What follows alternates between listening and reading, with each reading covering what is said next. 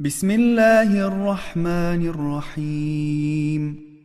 يا أحكم الحاكمين، يا أعدل العادلين، يا أصدق الصادقين، يا أظهر الظاهرين، يا أطهر الطاهرين، يا أحسن الخالقين، يا أسرع الحاسبين، يا أسمع السامعين، يا أكرم الأكرمين، يا أرحم الراحمين، يا أشفع الشافعين.